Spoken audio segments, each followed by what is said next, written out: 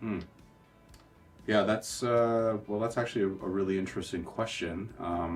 I've I've talked to people about that over the years, and opinions vary.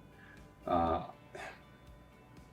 look, karate training has many different aspects to it, and that's a general question. That sort of, it's almost like an umbrella question, um, when you ask someone that. And with regards to that, I tend to take a bit of like a kind of a pragmatic approach, to sort of illustrate, what I think about that.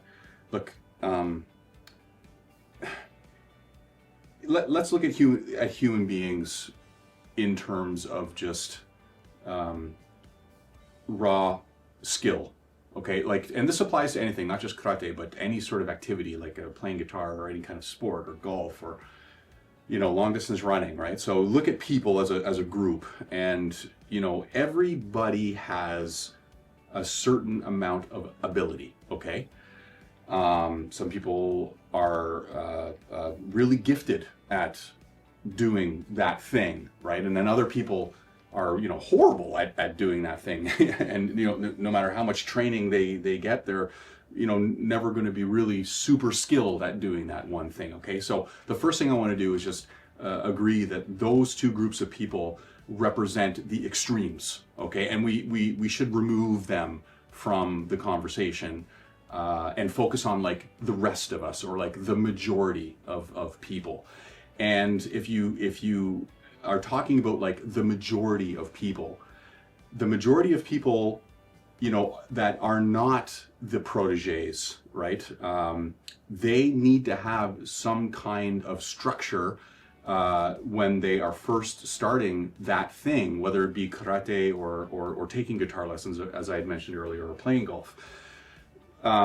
Look, there comes a time in your training, if you progress through, if you go deep enough into it, if you progress enough into your training, where you start to get this idea, and you'll hear it, where it's like no form, right? No, there is no form. There is just karate. And that is a representation of you and your years of training, and how you represent yourself in the way that you've personally developed your technique, like your journey through the art. So you'll hear this, where there's no form at that point, and that may be true, because at that point, you're performing your skill, or you're performing your art, and a lot of it has to do with instinct, that you've trained your body to do over like a long period of time.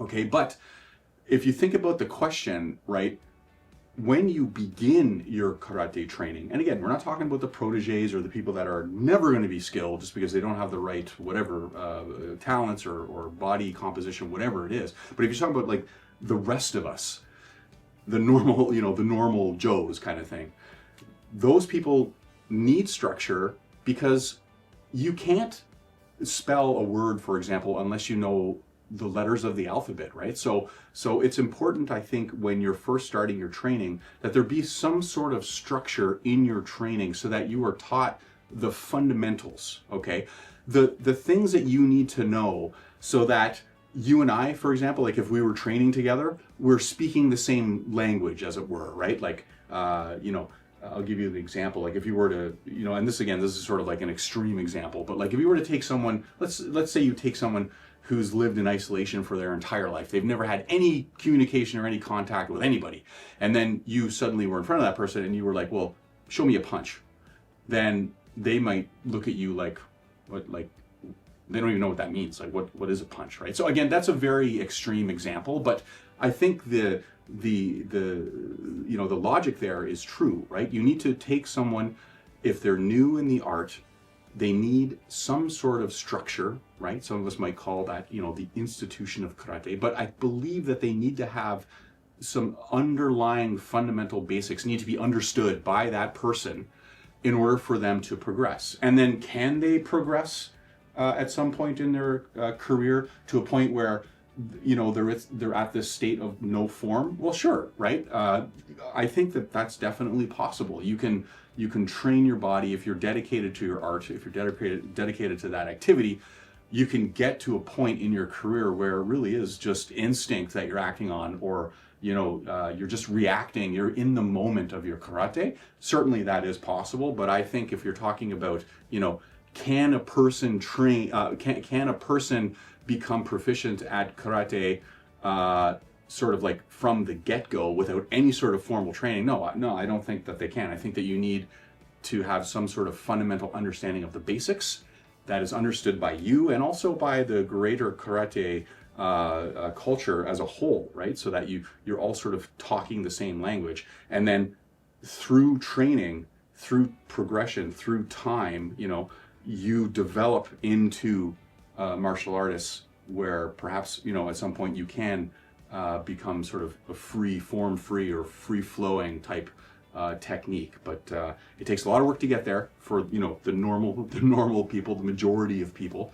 and it does require, I believe, a basic understanding of basic philosophy, basic technique, basic body mechanics to get there.